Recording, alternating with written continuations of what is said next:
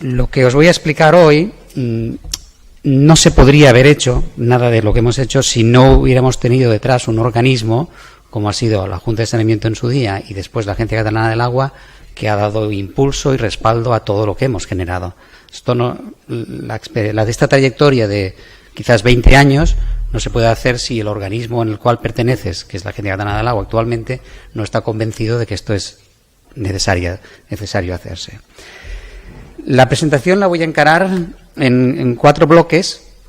Uno es un apartado introductorio de algunos conceptos básicos, que seguro que en el curso vais a ver con mucho más profundidad, pero hemos creído interesante hacer una pequeña explicación para que nadie se pierda en el camino. La segunda parte son los criterios técnicos que hemos ido desarrollando a lo largo de estos últimos 15 años en la Agencia Catalana del Agua para abordar la problemática de contaminación puntual. Hay un bloque, el tercer bloque, que vamos a dar unos números de cómo tenemos la contaminación puntual en Cataluña y lo que, comentando ayer con el equipo de trabajo, lo que más nos interesa a los que estamos trabajando actualmente es qué nos depara el futuro y hacia dónde queremos ir. Finalmente, unas conclusiones.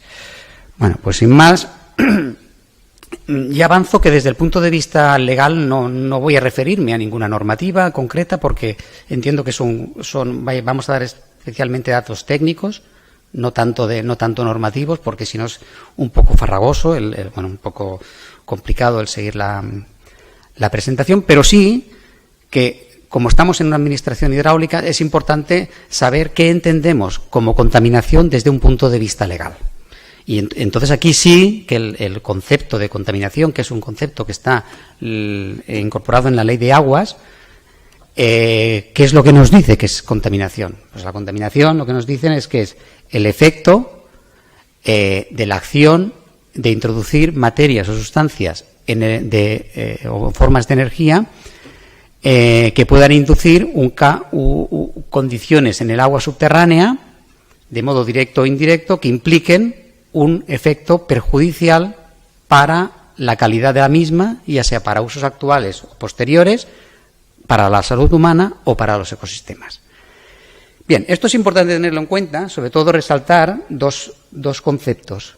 La introducción de materias o formas de energía. Yo me voy a centrar más en materias entendido como sustancias químicas, y después el concepto del uso posterior y los efectos sobre la salud humana.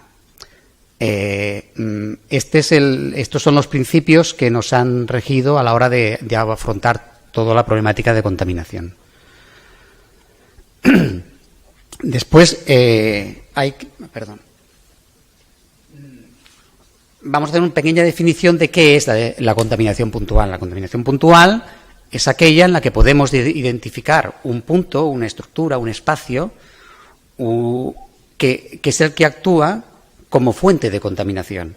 Y ya puede ser continua o discontinua, nosotros podemos delimitarlo de una forma relativamente fácil o tridimensional. Aquí, por ejemplo, hay unos ejemplos, que veis unas fugas de unos bidones. Aquí tenéis el producto como está en la superficie y esto puede infiltrarse si las condiciones de impermeabilidad del suelo no son suficientemente adecuadas. Y aquí una imagen más tridimensional donde tenemos un depósito que seguramente era de gasoil y aquí veis cómo el penacho de contaminación que ha generado este depósito podemos observarlo perfectamente.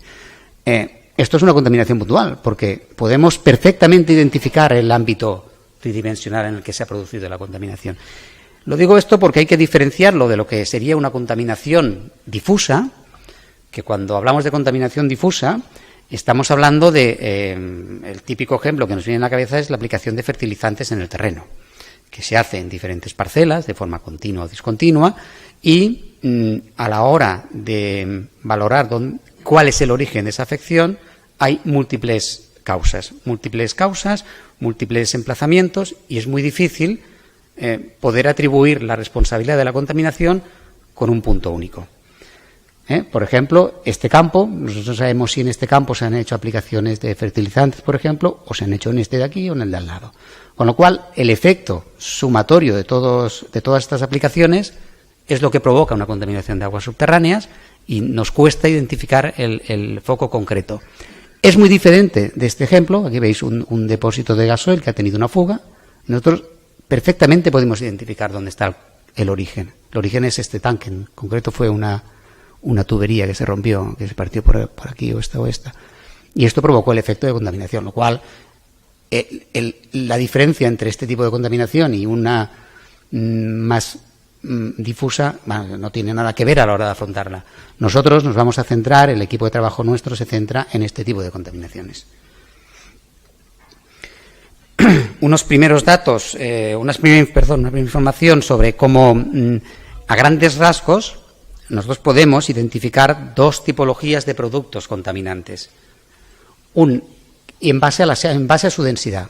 Es decir, productos que son menos densos que el agua, tipo combustibles, por ejemplo, gasolinas, gasoils, etcétera, y otros compuestos más densos que el agua. Que aquí podríamos incorporar compuestos organoclorados, incluso el agua marina, el agua salada también se comportaría como una fase más densa que el agua.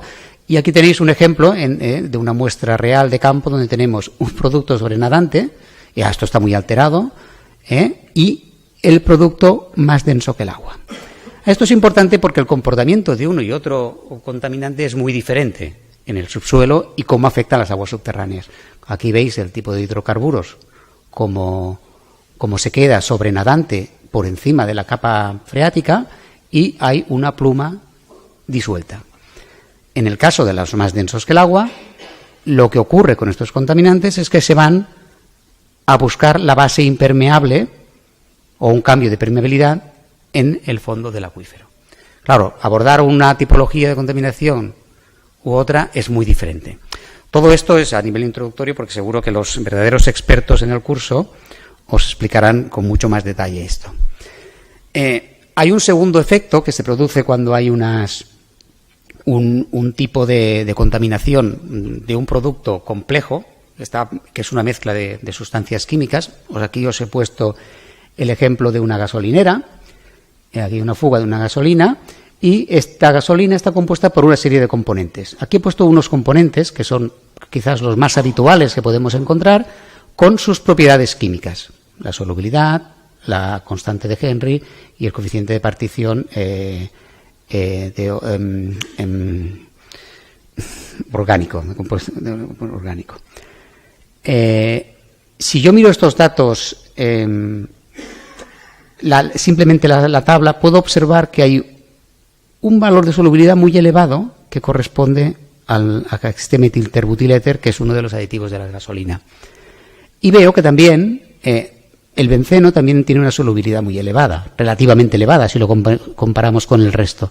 Esto me va a dar una idea de que en la pluma de contaminación en aguas subterráneas es más fácil que yo encuentre estos compuestos, el metilterbutiléter y el benceno, que no, por ejemplo, los trimetilbencenos. Es decir, el comportamiento de los contaminantes en el agua depende de las propiedades físico-químicas de cada uno de los contaminantes. Si nos vamos al coeficiente de retención en el suelo, coeficiente de partición, vemos que hay un valor muy bajo en el caso del metilterbutiléter y en el caso del benceno, cosa que el trimetilbenceno tiene un coeficiente de partición muy elevado. ¿Qué nos está diciendo esto? Nos está diciendo que el compuesto que tiene valores muy elevados es más fácil que quede retenido en el subsuelo, en el suelo, en las partículas del suelo, en función, hay otros parámetros que influyen, pero hay el específico del coeficiente del compuesto. Con lo cual, si hago una muestra de suelo, es más fácil que encuentre el trimetilbenceno y en el agua y es más difícil encontrar el benceno o el metilterbutiléter cuando analizamos una muestra de suelo. ¿Vale? Lo que decíamos, la solubilidad más alta y la absorción más baja. Bien, el otro aspecto que también es importante a la hora de evaluar este tipo de contaminaciones son las características geológicas y hidrogeológicas del medio. Evidentemente, no es lo mismo tener unas gravas que tener unas arcillas. Desde el punto de vista de aguas subterráneas, las gravas tendrán un agua subterránea que se mueve con una velocidad mayor, y en el caso de las arcillas es diferente, con lo cual todo esto hemos de integrarlo a la hora de analizar la contaminación. Después, la morfología del acuífero puede ser muy diferente. Aquí hay unas fotos de superficie, pero que esto podríamos extrapolarlo en profundidad, la existencia de un paleocanal que pueda en un momento dado canalizar la contaminación y las aguas subterráneas de una forma más rápida, o zonas con fractura que también pueden canalizar hacia zonas más profundas la contaminación. Todo esto evidentemente se ha de analizar también. También hay otras cuestiones más hidrogeológicas, como la dirección del flujo de aguas subterráneas, la posible relación con aguas superficiales, las descargas, etcétera. Todo esto también tiene importancia y se ha de valorar a la hora de abordar una problemática de contaminación puntual. Es decir, que ya vemos que hay dos grandes bloques que influyen sobre el destino, digamos, del contaminante. Una son las propias propiedades del contaminante y la otra sería las condiciones geológicas, hidrogeológicas del medio. Esto, ¿por qué es importante valorarlo? Porque a priori ya podemos tener una idea de la dificultad para restaurar las aguas subterráneas afectadas por el tipo de contaminantes. Esta tabla, que es ya un poco antigua, pero que siempre nos ha servido un poco como guía de analizar cómo valoramos una problemática de contaminación, ya nos dice que en función del tipo de contaminante que tengamos, en la fase en la que se encuentra, si está disuelto o está en fase libre, especialmente si es más densa el agua, y en función de la hidrogeología, no es lo mismo una roca homogénea que una roca fragmentada o un acuífero multicapa, la dificultad de restauración se incrementa sustancialmente. Esto, una cuestión que la combinación de las dos variables nos permite tener una idea a priori de la dificultad que vamos a obtener. Bueno, hasta aquí una primera información para que os centréis de qué vamos a hablar.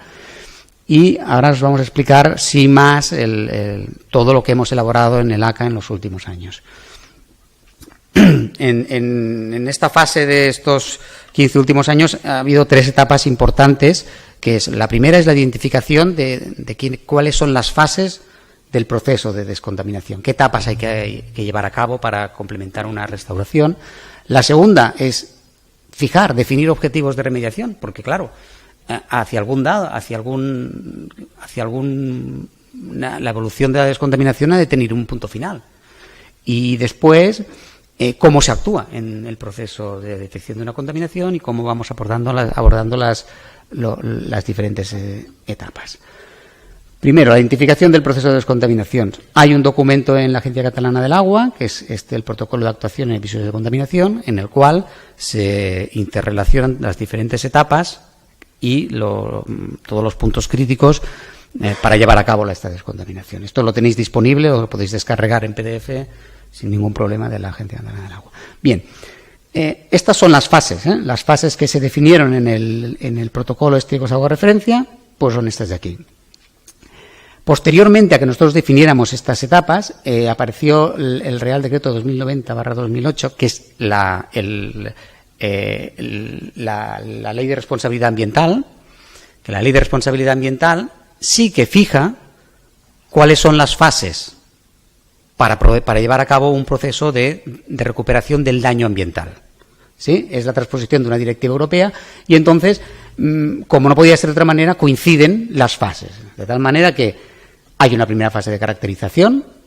En la terminología de responsabilidad ambiental hablan de la determinación del daño ambiental, que es una terminología diferente, pero en el fondo está refiriéndose a la misma cuestión. Después hay el informe del proyecto de reparación en terminología ambiental y, de alguna forma, es el plan de restauración con los planes de seguimiento de la restauración. Esto sí que también es novedoso. Bueno, novedoso desde el punto de vista normativo sí que lo es, no tanto desde el punto de vista técnico, porque todos sabemos que después de un proceso de remediación ha de haber una fase de seguimiento para comprobar que los objetivos de remediación se han cumplido. Esto en la normativa no quedaba nunca muy claro, pero a partir de esta normativa de responsabilidad ambiental sí que queda claro que tiene que haber un programa de seguimiento. Con lo cual ya la normativa acompaña al criterio técnico que uno razonablemente pensaría que ha de ser. Y después está, evidentemente, el informe final de cumplimiento de la restauración. Bien, hasta aquí lo que parece lógico, la normativa en 2008 ya nos acompaña.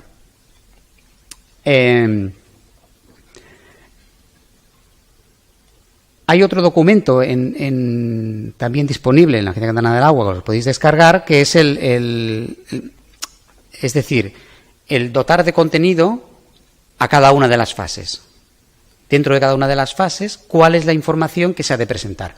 Pues si hay alguna caracterización inicial, cómo ha de ser el programa de seguimiento. Aquí hay un mayor detalle. Esto quizás es más administrativo, es un concepto administrativo técnico, pero permite a aquel usuario o aquella consultoría ambiental saber cuáles son los documentos que se van a exigir por parte de la administración. Siguiente punto importante, quizás el más, es la definición de los objetivos de remediación. Bien, los objetivos de remediación. Empiezo diciendo que hay un documento que tenéis toda la información de cuáles son los criterios que hicieron servir. Este trabajo se hizo en el ACA en el año 2007 y viene a cubrir una falta de objetivo de remediación en emplazamientos contaminados. ¿Qué se hacía servir antes que esto? Antes de utilizar estos criterios, lo que se hacía era hacer referencia a alguna normativa de aguas, como podría ser la normativa de abastecimiento de agua público, la normativa de aguas potables. Entonces utilizamos la normativa de aguas potables como objetivo de remediación. Tampoco había la directiva marco que fija unos objetivos para algunas sustancias, con lo cual era un poco el caso a caso. Cada expediente de descontaminación tenía un objetivo que venía decidido por algún criterio un poco claro. Y si utilizábamos la normativa de abastecimiento público, claro, obligábamos a llegar a unos objetivos de remediación muy bajos. Entonces, eso a veces era costosamente, tenía un impacto económico muy, muy grande. Entonces, ahí se hizo una cosa más práctica. ¿Y cómo lo hicimos? Pues aquí hemos dicho, cuando hemos hablado del concepto de contaminación, hemos hablado del uso posterior de las aguas. Entonces, ¿qué hicimos? Identificar los principales usos del agua subterránea en Cataluña. ¿Cuáles son aquellos usos y en qué escenarios se dan? Después, una metodología basada en el análisis de riesgo convencional que se hace servir en los emplazamientos contaminados cuando trabajamos sobre el suelo. Esta es la metodología con la que identificaríamos los escenarios, trabajaríamos sobre la derivación de los objetivos. Después derivamos los valores para los escenarios que se consideraron, que ahora explicaré un poco cómo fue esto, y hicimos un análisis de sensibilidad. Un análisis de sensibilidad de los parámetros de exposición. Finalmente hay un tratamiento estadístico de los datos y la derivación de estos valores. A ver, en cuanto a los escenarios que se consideraron, bueno, pues aquí tenéis los 10 escenarios que consideramos más habituales de uso de agua subterránea. Pues el uso agrícola, pues en un cultivo industrial, un riego de invernaderos, un riego en el exterior, el industrial puede ser la higiene personal o la limpieza industrial, el doméstico, pues la higiene doméstica, el riego de jardines privados, y el urbano, pues aquí tenéis limpieza de calles, que es una cosa que se hace muy habitualmente, por ejemplo, en Barcelona, con aguas subterráneas, y la limpieza urbana de contenedores, vehículos de flota, etcétera. Y finalmente un uso recreativo de piscinas. Lo que no se considera en ninguno de estos escenarios es la ingesta de agua, porque la ingesta de agua ya tiene una normativa propia, con lo cual aquí nunca se consideró este escenario. No voy a entrar en detalle de todos los escenarios porque esto es una cosa quizás un poco más compleja, pero sí voy a poner un ejemplo del tipo de resultados que nos dio el tratamiento estadístico. Fijaos que aquí llegamos a tener entre los escenarios considerados y el análisis de incertidumbre 219 datos.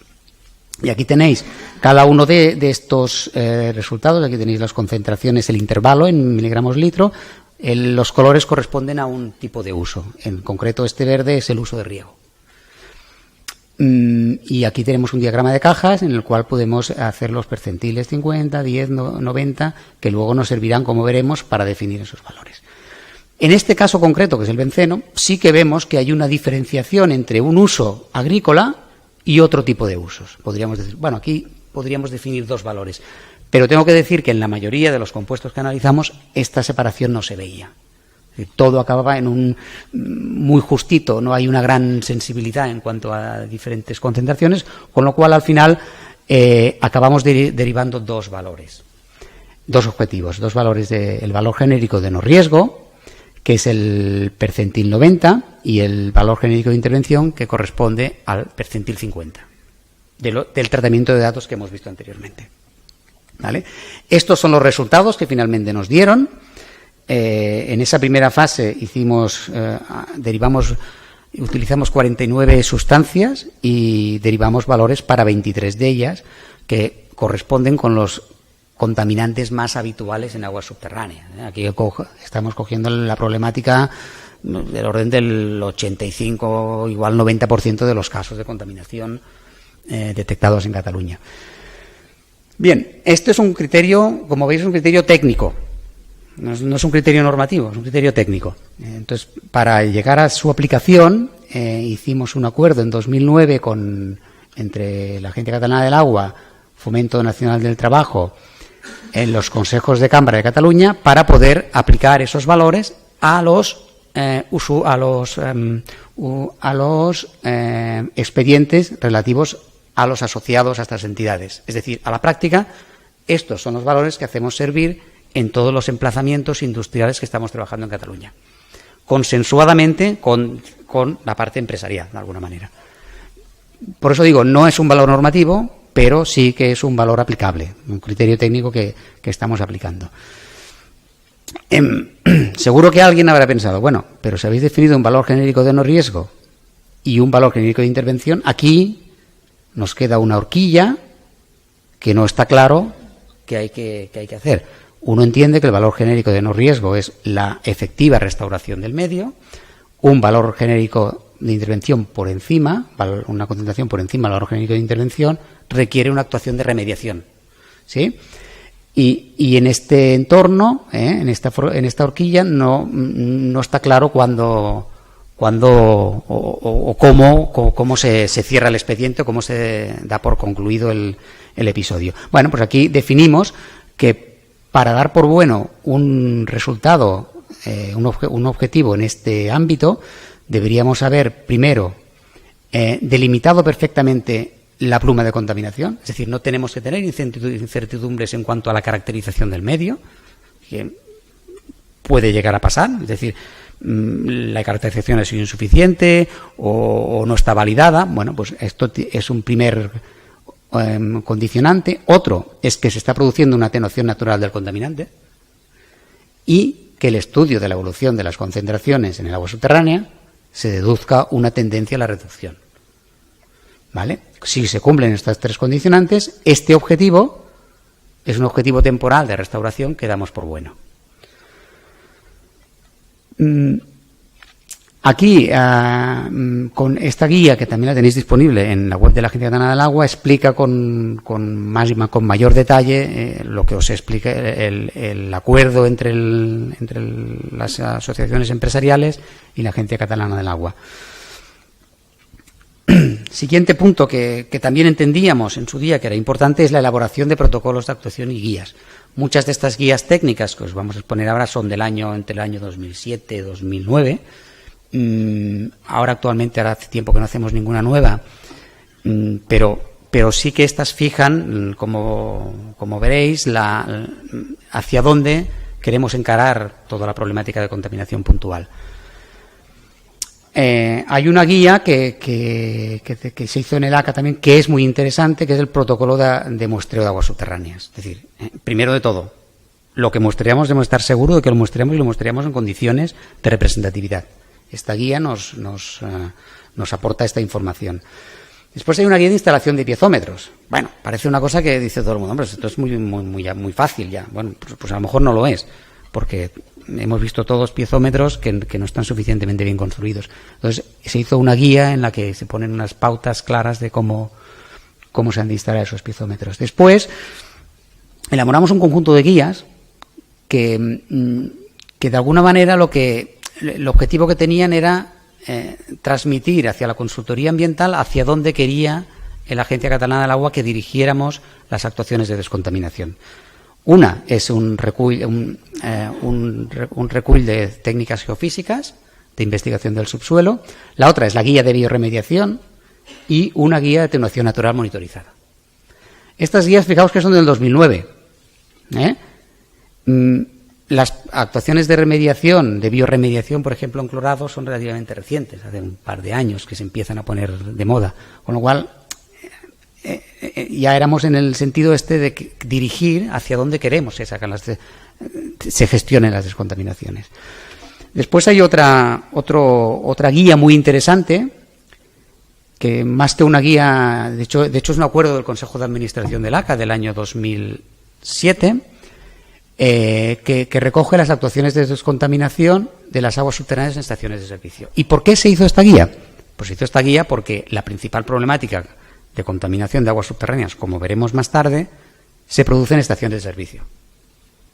Entonces, en este sentido hicimos una guía específica que se consensuó en su día con los agentes implicados para que fuera realista también y los objetivos y márgenes se pudieran conseguir.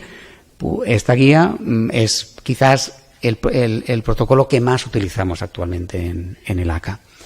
Y ahora hay una nueva, que ya os explicaremos también un poco, que es la guía de investigación preliminar de la calidad del subsuelo, que es una guía que se ha hecho con el Colegio de Geólogos y con la participación del ACA y Residuos, y como veremos que marca las pautas de cómo se ha de hacer una investigación preliminar. Que entendemos que es una investigación preliminar de un emplazamiento y cuáles son los mínimos que se han de cumplir. Bueno, ahora hay algunos datos así de la situación actual en Cataluña. Aquí tenéis la evolución del número de episodios. Hemos gestionado hasta finales de 2017 576 episodios de contaminación. Fijaos en el incremento. Aquí hacia el año 2003-2005 hay un incremento del número de episodios que se detectan. ¿Y por qué es esto? Porque hay una normativa estatal, que es el Real Decreto 9/2005, que hace referencia a las actividades potencialmente contaminantes del suelo, en que hay una serie de actividades que están obligadas a presentar un informe base de la situación del suelo y en base a esto se detectan afecciones a aguas subterráneas. Hay un artículo en la normativa que dice que cuando se detecta una contaminación de aguas subterráneas se pondrá en conocimiento de la administración hidráulica competente. En Cataluña somos el ACA, la administración competente, y se nos da traslado y nosotros hacemos el seguimiento de la actuación de remediación. Después hay otra ley relativamente nueva, la 5/2013, que es la transposición de la Directiva de Emisiones Industriales, que sí esta supone un cambio muy interesante en cuanto a la investigación del subsuelo de las actividades industriales del anexo 1.1 de actividades industriales. ¿Por qué? Porque ahora se exige que exista un informe base sobre la situación del subsuelo, tanto suelos y aguas subterráneas, y un programa de seguimiento de la actividad. Claro, con lo cual ahora la normativa ambiental ya incorpora que las actividades que puedan contaminar el subsuelo han de investigar el suelo y aguas subterráneas y tener un programa de seguimiento y control. Esto es un cambio normativo muy significativo de lo que teníamos hasta ahora. Está limitado a las actividades del anexo 1.1, pero en Cataluña estamos hablando de 1.200 actividades, de las cuales, si quitamos las granjas, nos quedan del orden de 550 actividades, que acabarán teniendo un programa de seguimiento y control de aguas subterráneas.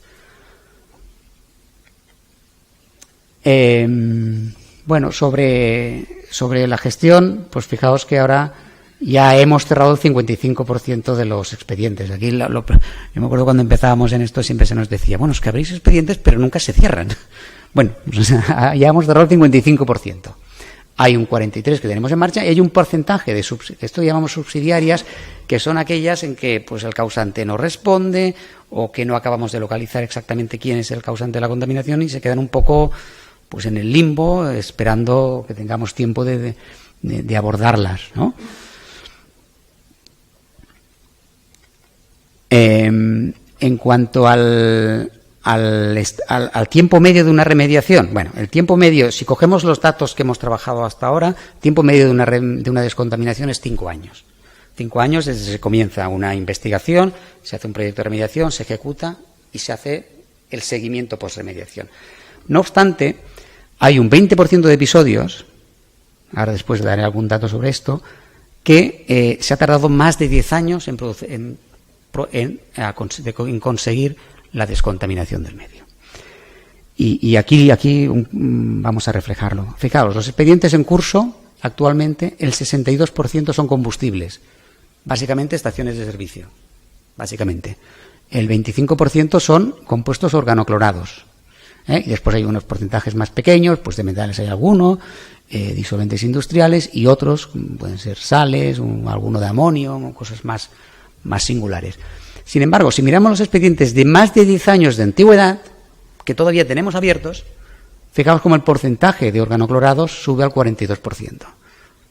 Esto, si ligamos un poco con las características de los contaminantes que habíamos dicho al inicio, ya vemos que los contaminantes organoclorados cuesta más de descontaminar que no un combustible.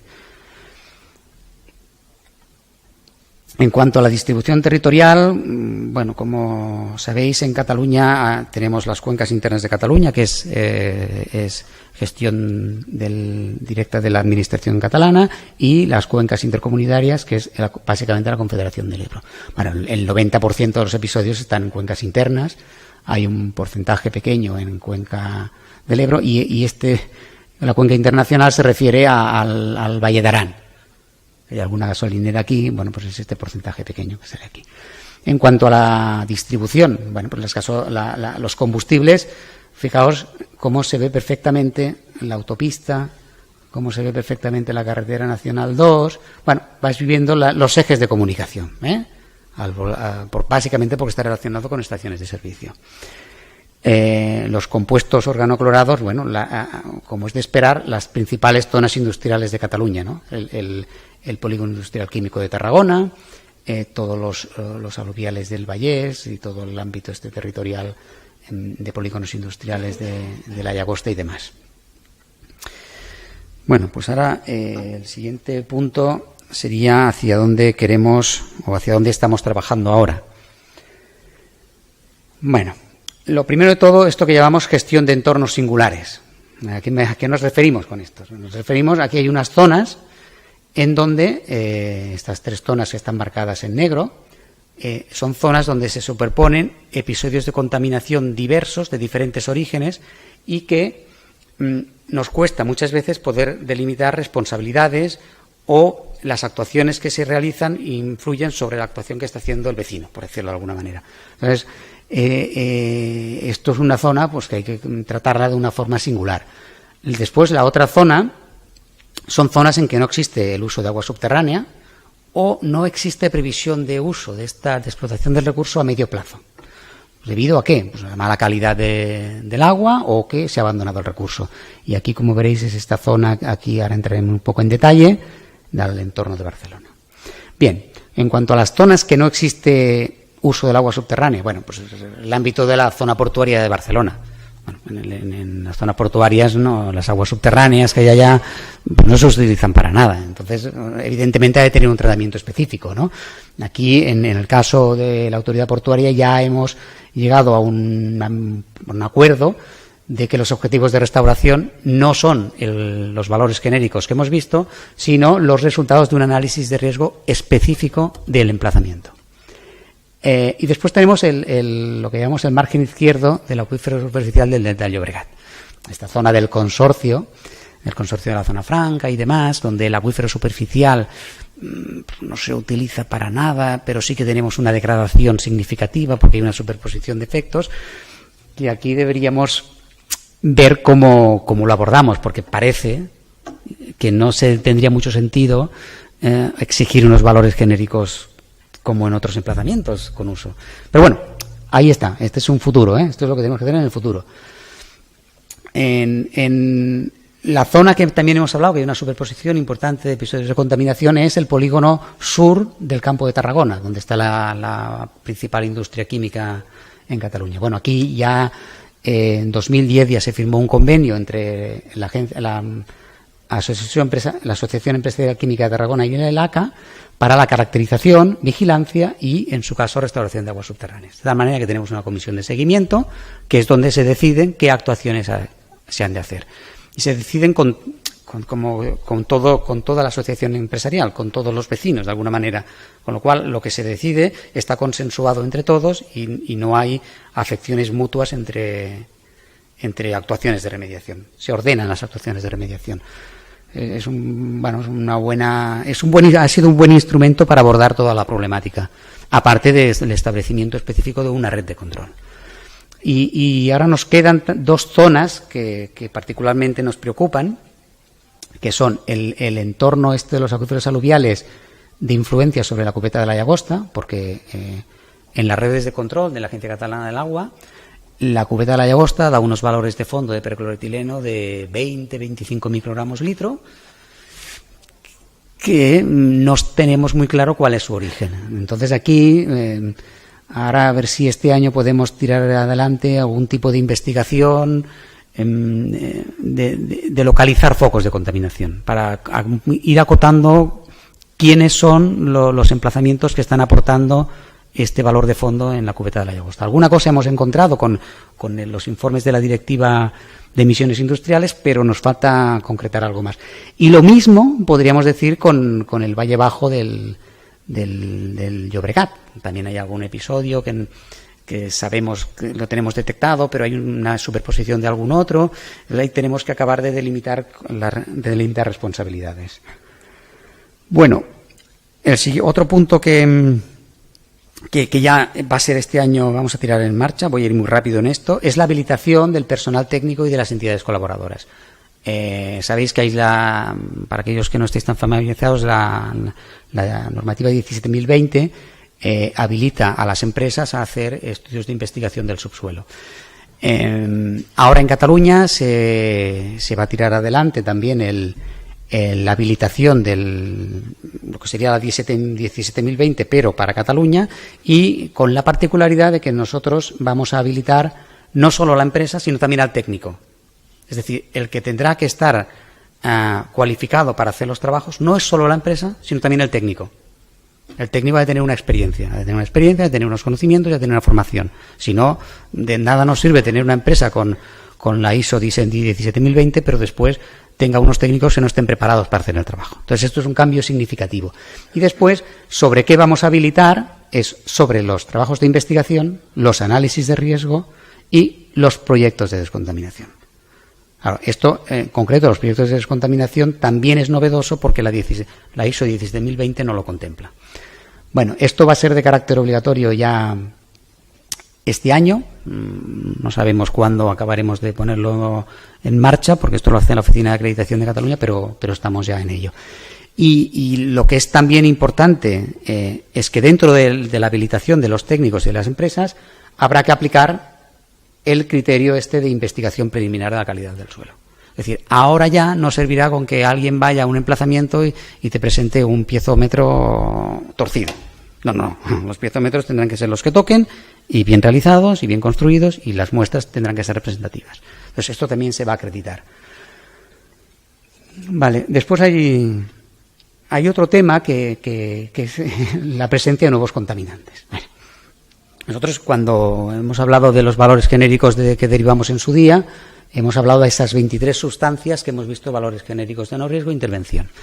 En 2010 ya nos dimos cuenta que nos habíamos dejado un paquete importante de compuestos sin analizar, tipo cresoles, aftalatos, los hidrocarburos aromáticos policíclicos, algunos fenoles y los TPH por cadenas. Entonces, en el año 2010 derivamos otros valores para estas sustancias.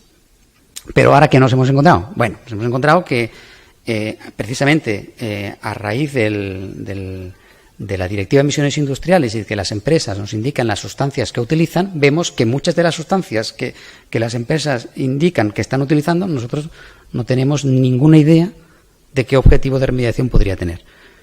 Entonces, hemos visto que hay que darle una segunda vuelta. Después hay otro concepto importante, que es que para derivar esos valores genéricos se utilizan unos datos, una información toxicológica. Esa información toxicológica se va actualizando con el tiempo. Y nosotros los valores los derivamos en 2007 y otros en 2009. Claro, la información toxicológica sobre algunos de aquellos valores, aquellos compuestos, no estaba suficientemente actualizada. Entonces, ahora habrá que revisar qué información toxicológica hay nueva para revalorar, si hace falta, los objetivos. Hay algunas sustancias que ya avanzo que debemos tratar, como es el etilterbutyléter, que es un aditivo de las gasolinas, el cloroformo o el cloruro de vinilo. Estos dos últimos porque dan valores muy, muy bajos y habrá que refinar si realmente los datos toxicológicos se mantienen o hay que renovarlos. Y después, las nuevas sustancias que están apareciendo. Pues el dimetilaftalato ahora resulta que nos ha aparecido en diferentes emplazamientos con concentraciones muy elevadas y estamos un poco perdidos. Vamos a dejarlo ahí. Después hay algunos plaguicidas que han aparecido en algún expediente y tampoco tenemos datos, y contaminantes emergentes de futuro. Bueno, después hay otro tema que quizás no hemos, que es un problema para nosotros, es un problema, que es la determinación del origen y antigüedad de la contaminación. A ver, aquí tenemos como un problema es determinar cuál es el origen de la contaminación cuando tenemos concentraciones relativamente altas o bajas, no lo sé, pero de algún centenar o decenas de microgramos litro, en zonas donde puede haber varios focos de contaminación. ¿Cómo determinamos el causante? Cuando hay una superposición de plumas de contaminación. Bueno, pues ahí hemos descubierto recientemente, o no tanto, que existe una técnica que nos puede ayudar, que es la determinación de la composición isotópica de isótopos estables y su fraccionamiento isotópico. Claro, la técnica ya conocemos que funciona. La cuestión quizás es cómo se puede implementar de una forma masiva. Pues que haya laboratorios que puedan analizarlo de una forma amplia, porque esto nos ayudaría mucho para detectar, no solo para detectar origen de contaminación, sino para hacer un correcto seguimiento de la descontaminación, porque todo aquello que decíamos de la atenuación natural o la biodegradación, este instrumento nos podría dar solución. Bueno, hay que ver esto. Hay que ver cómo se puede llegar a implementar. Pues quizás no depende tanto de nosotros, pero sí de que lo transmitamos hacia todas aquellas empresas consultoras que se dedican, que de hecho lo hacemos a medida que podemos. Bueno, y ya con esto ya llego al apartado de conclusiones. La primera, que la contaminación del subsuelo afecta a gran variedad de sectores industriales, ya sean pequeñas empresas o grandes establecimientos industriales. Es decir, desde una pequeña gasolinera hasta una empresa química grande.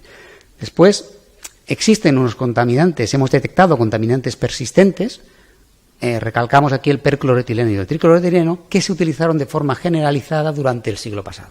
Hasta los años 90 esto se utilizaba pues desde tintorerías a desengrés de pesas, etcétera.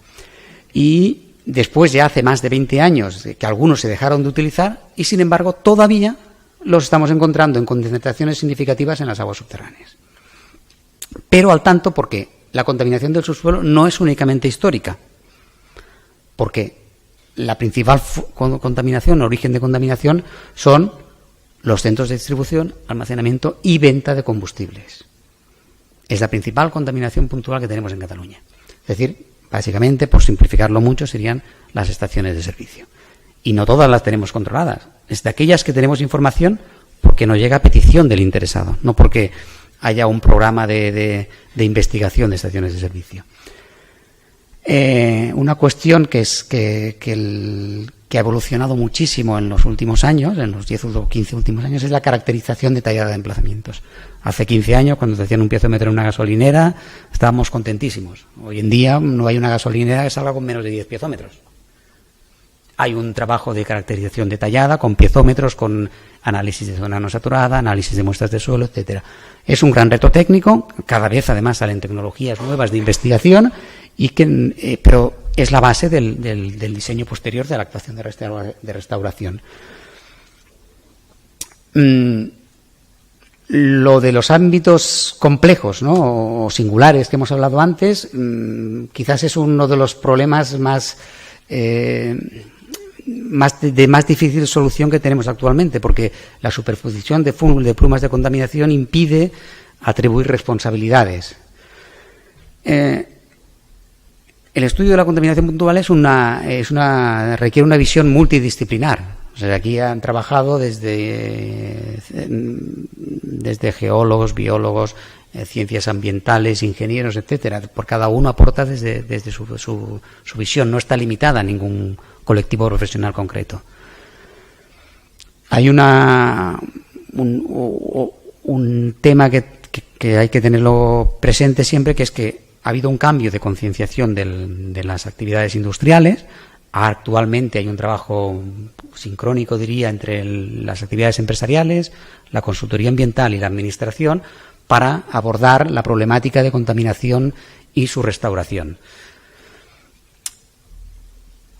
Y finalmente, yo creo que esto para los alumnos además es un tema que os ha de motivar, es que ha habido un avance muy significativo en la capacitación técnica de los profesionales, tanto en tecnologías de caracterización como restauración del medio, y como hemos visto antes, ahora habrá la acreditación de los técnicos, con lo cual se abre un abanico también de posibilidades de trabajo y de formación profesional a futuro.